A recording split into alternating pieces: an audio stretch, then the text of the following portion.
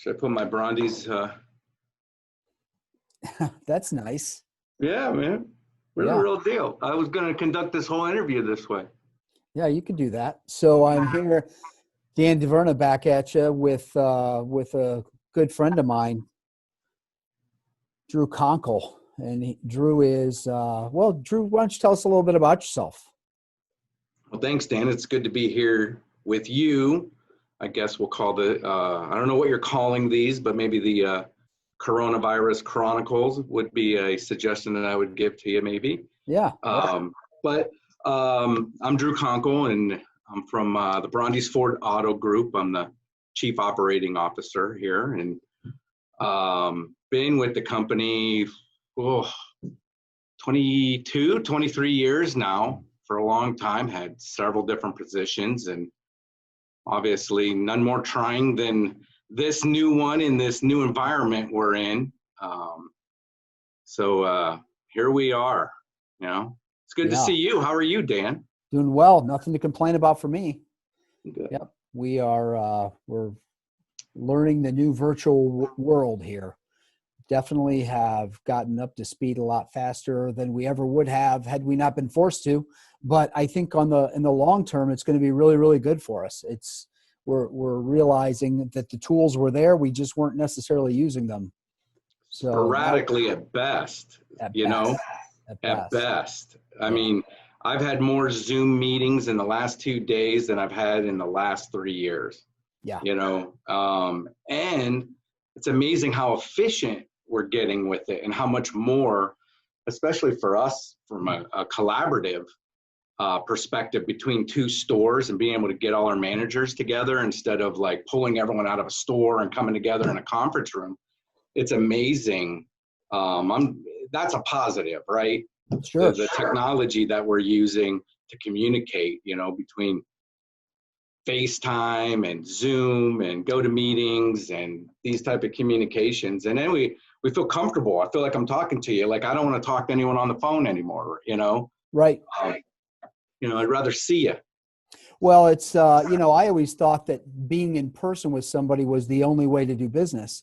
And so I would travel, all over the United States to see clients in Florida and out in Las Vegas and Arizona and do all that stuff. And now I realize that not only is this going to work better for those situations, but frankly, if you live in Southern Michigan, do you really want to drive all the way down to see me? No. The answer is no. Now that everyone's getting comfortable with this, and that's really what we're seeing from an automotive sales perspective, and the way we're redefining our business is, do we have to have people come into the dealership to purchase a vehicle?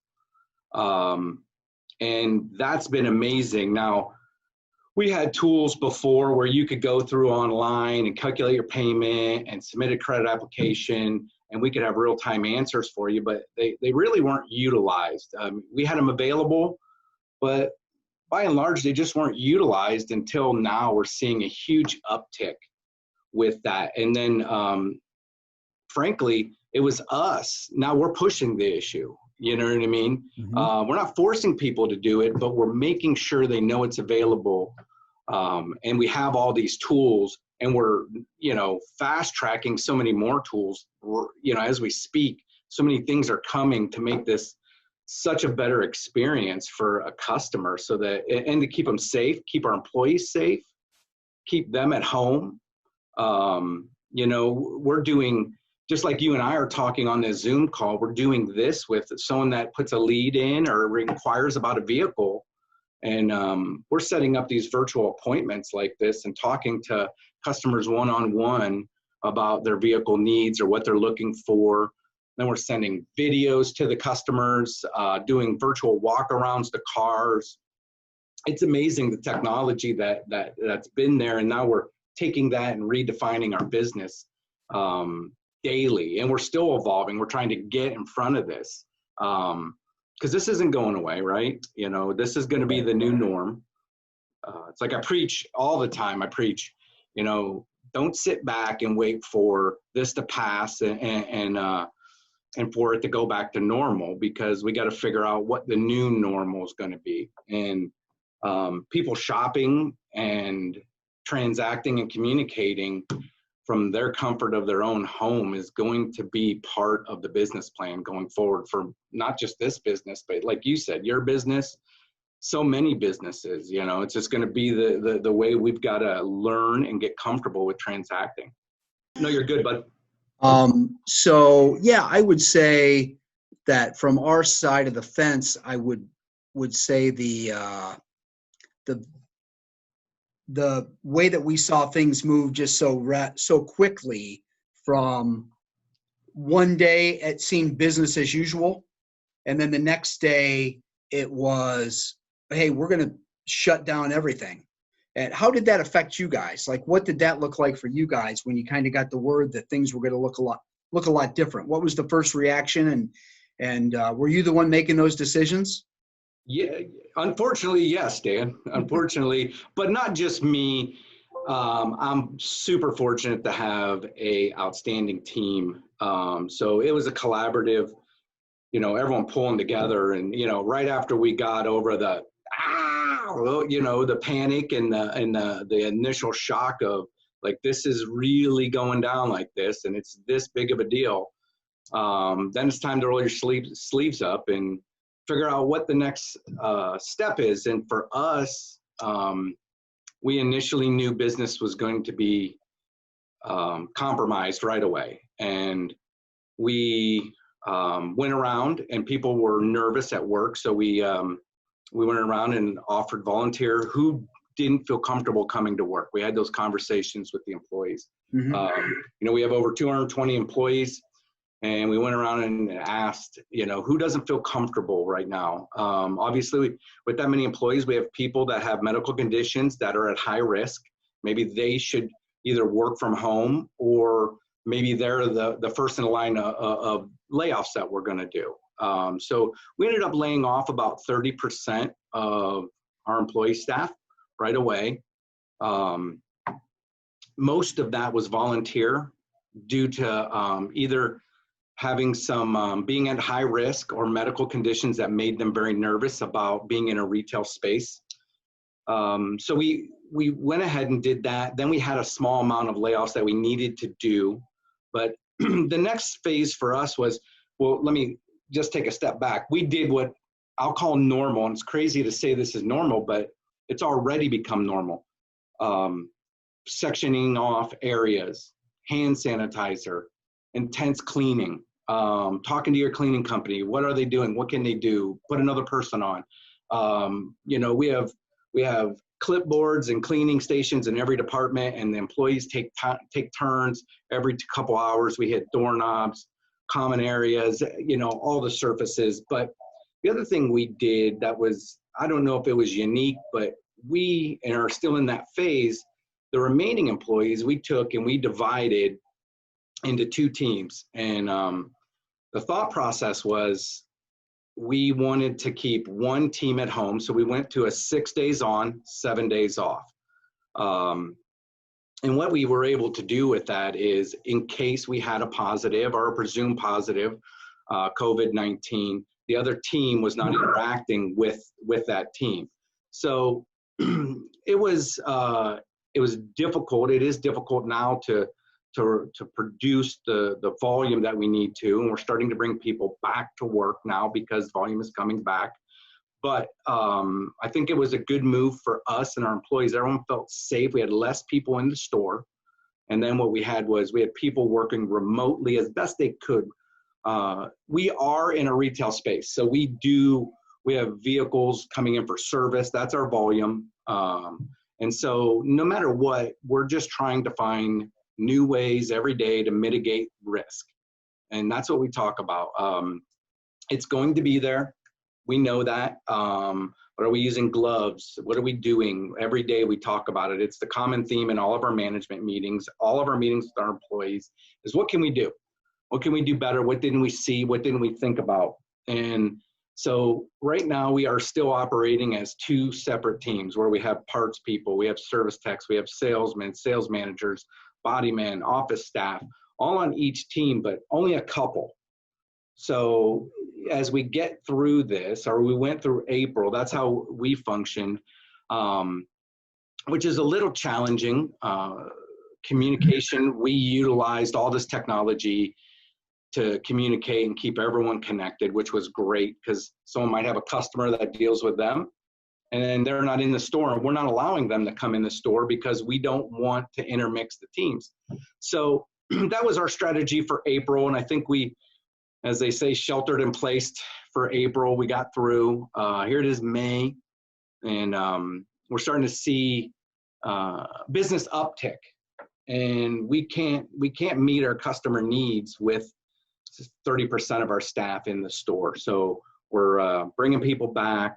We're communicating on how we bring the two teams back together to staff the store properly to meet demand. It's not pre-coronavirus volume, but the demand is coming back as, you know, we're getting back to work, as restrictions are starting to be loosened up. And we're seeing, you know, an uptick in our service business, our parts business, new and used car sales is every day seems to be picking up a little more momentum.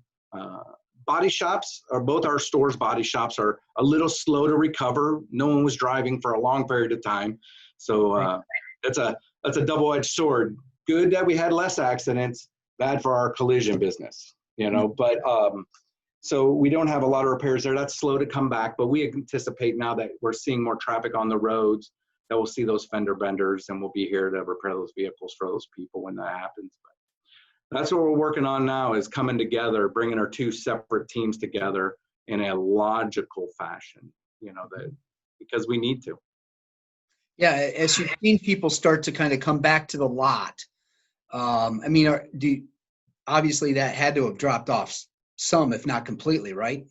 Yes, our lot traffic really slowed down. We do have people coming through or coming into the store for new car sales. You know, I would say April we were probably about 50% off in sales.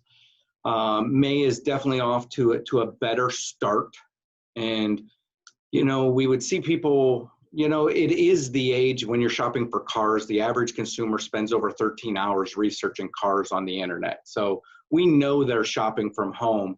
And when they come in, they're typically, we know that they've done a lot of research. They know we have a particular model that they're interested in, and now they want to see it. They want to drive it. They want to get in the car or vehicle. And we saw that diminished. And then the other thing that we did was we talked to the people. Hey, if you want to stay in your car, that's okay. You know, that was the big change in culture here, was not come in and sit down at my desk and let's talk about, do a needs assessment and that kind of stuff. We went with the idea that we know you kind of know what you want. So I'll bring the car up, I'll put a couple together, I'll get the keys, I'll keep my distance. All those type of things, you know, and change of philosophy. But we're seeing more and more traffic come in. But a lot of it is through the internet, setting appointments, or the phones and saying, hey, are you open? Can I come in? What are you doing? And we go through, hey, you're more than welcome. Come in, please come in, but you don't need to. We can conduct this through a virtual meeting like this. We can text, email, we can send you videos of vehicles. We now have the capability of sending remote signing ceremonies, do the paperwork through DocuSign, all those type of things, which that really fast-tracked us to being able to do those things competently and securely. So we're really happy with that, and I think that's good for the consumer to be able to sign and read and do all that stuff right from their own desk or home or computer, you know. Well, I think that going into the future anyway. Where you've got people wanting a little bit less interaction regardless. You know, sure. I mean, millennials, and that, I mean, they don't really need some of the personal touches that we've grown accustomed to as kind of now the new old guys, I guess you'd say. Yeah. They don't need all that face-to-face stuff. So if they know what they want and you can do it without having to have a face-to-face and an eyeball-to-eyeball, you know, and frankly, the process of buying a car, if it's now you have more than one way you can do it. And one of them involves a salesman walking you through that, and you like that, you can embrace that. And if you don't, then you have other options, and people love options, right? It's all about frictionless transaction, right? So what can we do to make the transaction less friction or frictionless? And some people still want to come in. They have relationships built with sales consultants. They want to come into the store and they're comfortable with that. And we're going to be here, and we've taken as many measures as you can take to keep them safe. We've enlarged our offices. We have plexiglass up. You know, we're doing all those things to even if they want to come into the store and they want to talk to us about their car needs, we're doing everything that we can think of to keep us, our employees, safe, and everyone in the dealership safe, and the customer. Most importantly, we want to keep them safe and feeling comfortable. So, but by and large, we're seeing a huge surge in people that aren't necessarily feeling the need to come inside to talk to someone. They're getting very comfortable, just like you and I talking this way. Getting very comfortable and having a real conversation like this, sending a text, an email. Videos are a big thing. You know, taking a video of a vehicle they're interested in. We just purchased some 360 cameras. That technology is really, really interesting. We'll have that. We're putting that. We just put it up on our website less than a week ago. Where now we're taking a 360 camera, placing it in the vehicle, doing a complete 360, so the customer can look. They can zoom in. They can see everything in that vehicle that they want to, especially on a pre-owned. You know, people want to see a pre-owned vehicle, and if they're going to be interested in it. Now that they feel more comfortable looking at that because of the technology, which is good. You know, it's a step in the right direction. It's been there. I think the people are getting more comfortable, and I think really, you know, unfortunately, because of COVID-19, it has fast-tracked us with technology. So many years ahead of, we were slowly moving there, and I think it just fast-tracked us. And people now want to converse this way. They're more comfortable that way. You know, a lot of people would get anxiety about coming into a car dealership and purchasing a car, especially their first one. So now these millennials, we're providing technology that they expect, right? Yeah. They expect this. And now we're starting to get to really, really, really provide that. And we're getting comfortable. That's the other thing. We have to learn, right? You know, and just like you were saying, you know, you traveled all around. You know, we did business this way forever, and now we're learning to really transact the right, a different way. I would say a more modern way, a better way. And I'm super excited about it. So you would say, if I wanted to, I could actually buy a car and have it delivered to me, and I wouldn't even really have to have any engagement with a person at all. But I mean, in person. None. That's amazing. I mean, that's almost inconceivable even 6 months ago. I mean, I'm sure you could have done it. Maybe not. I don't know. We might have been able to fumble through it. We probably would have had mail and everything else, but technically the process can work so frictionless that you can look online, chat us online, talk to a real person through chat or text or email. We can send you all the information that you require. We can get you payments.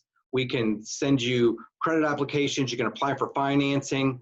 We can set you up with a finance person to do a meeting.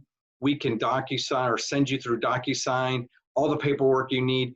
Before that even happens, we can set up a remote test drive, right? Where we send a product specialist to your house on your schedule.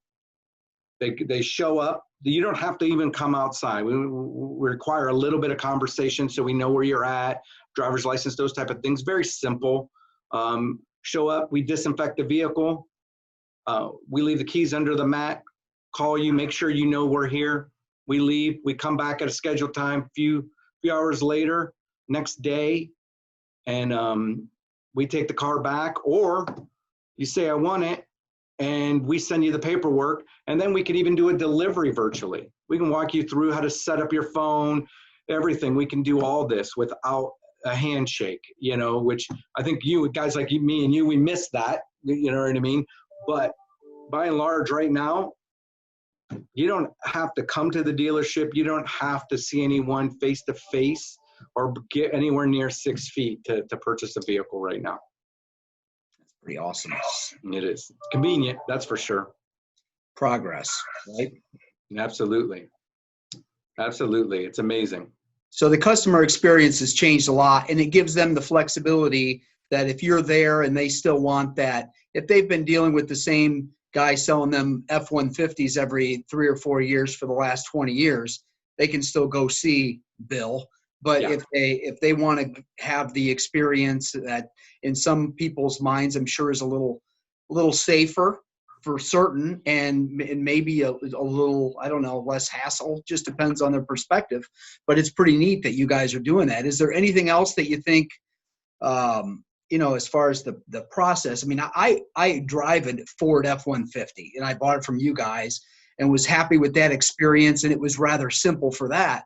But I was also kind of impressed with Ford. Like I got a, you know, like a reach out from the, is that the you know, one of the top guys there, like CEO. a little, the CEO had like a little video talking about like, hey, this is what we're doing. And, you know, if you're directly affected, this is, we have programs for that. We have So I was kind of impressed, because when I think of Fords, you know, I think of that good, you know, good old American car company. And I don't think of the technology and me getting like almost like a tweet saying, hey, we're here and watch this video. And it was obviously a really well done video, but very timely. And I was like, wow, this is really cutting edge. Like, and so it's neat to hear that Brondes is doing this, but also that, you know, Ford's kind of got your back, and they might even be pushing you guys a little bit that way, or at least you don't have to drag them along with you through this process. No, I tell you, there's never been a better time to be a Ford dealer. If you asked me, couldn't be more proud to be associated with a car manufacturer like Ford Motor Company through this. They've done so much with transforming their factories to produce ventilators, multiple different PPE equipment. Right now, for us, now they're still producing face masks, hand sanitizer, all the stuff that we might need at the dealership that they're just making available. Now they're still providing the medical field and other fields, but now they just opened it up to us because they want us, now that we're going back to work, to be safe. They've made it available to us at cost. It's just, it's a great company. It's Ford Motor Company. And through this, I think they've really done some great things. They've had some great programs with deferred payments for customers, the 0% financing. They've done some great things to provide a lending hand to people in this uncertain time. And so, like you said, they've done some really good things. And like I said, it almost just makes you proud to be affiliated with a company like Ford Motor Company. Yeah, that's pretty cool. It is. Good. So is there anything else that people should know about, that things that you guys are doing, or anything that's rolling out or has rolled out that we should know about? Anything out there? Yeah, I mean, you know, there's so many things that we're doing, and it seems like each week we're unveiling another one or learning a new thing. But right now, some of the great things that we're doing is we're gonna make available pickup and delivery for all service customers as we get through this. As we get some more people back to work, we're going to pick up and deliver service customers. We feel that's going to be a really great thing for us and the customer going forward. Mm-hmm. We think, and we don't just we want to make a great experience. We've partnered with a company, a software program. It's going to provide an Uber-like experience. So you see that our driver's on his way to pick up your car.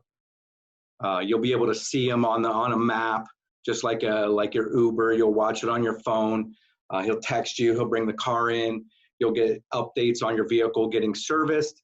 And then when we're ready, you'll get a text alert and you'll follow the driver coming back to your house and deliver it. We'll be able to take payments over the phone, or we're working with a software company. We don't currently have it, but we anticipate it shortly, that we'll just send you a link and you can put your credit card information and pay without coming into the store.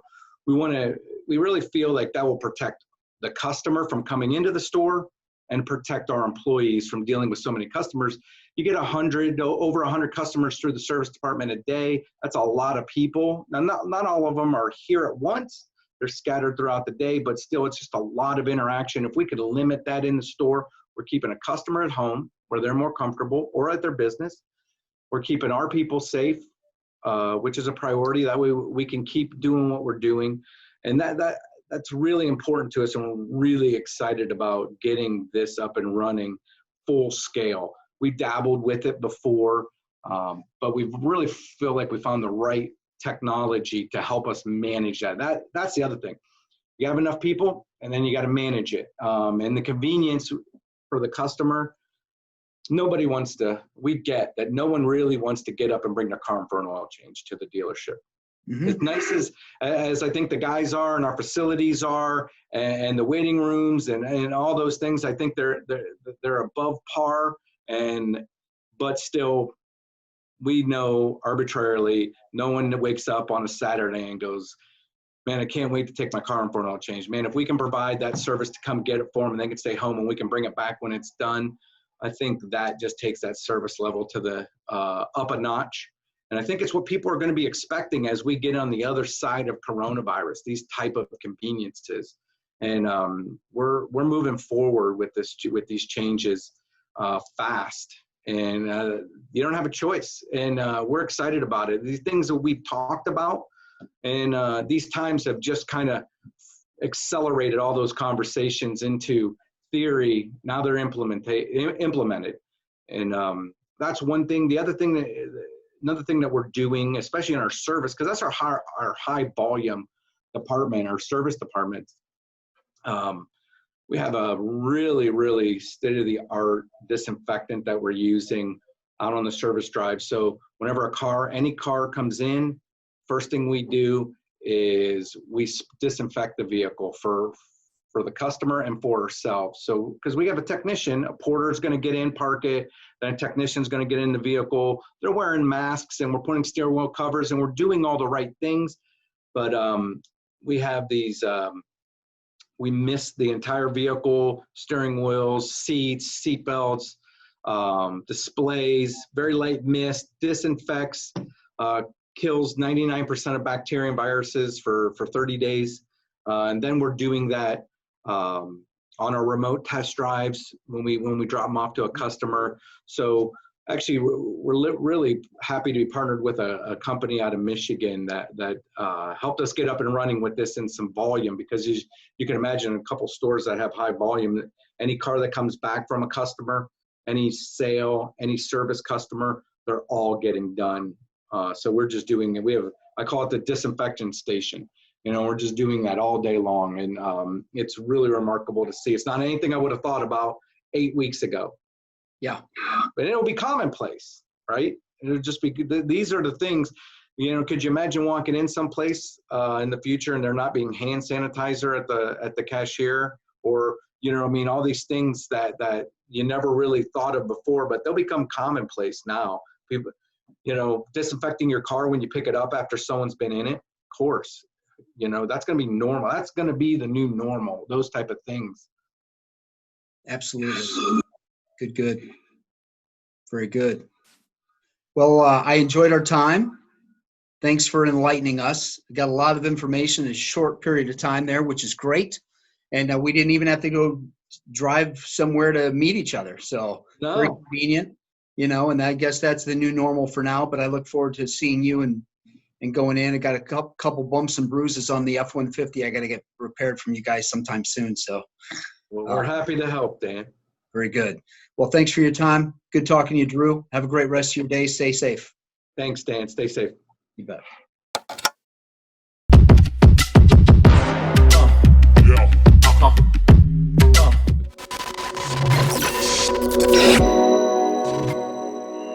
Dana DeVerna offers products and services using the following business names: Creative Financial Partners, Insurance and Financial Services, Ameritas Investment Company, LLC, AIC, member FINRA, SIPC, Security Investments, Ameritas Advisory Services, AAS Investment Advisory Services. AIC and AAS are not affiliated with Creative Financial Partners. Products and services are limited to residents of states where the representative is registered. This is not an offer of securities in any jurisdiction, nor is it specifically directed to a resident of any jurisdiction. As with any security, request a prospectus from a representative read carefully before you invest or send money. A representative will contact you to provide request information. Representatives of AIC and AAS do not provide legal or tax advice. Please consult your tax advisor or attorney regarding the situation. Whew.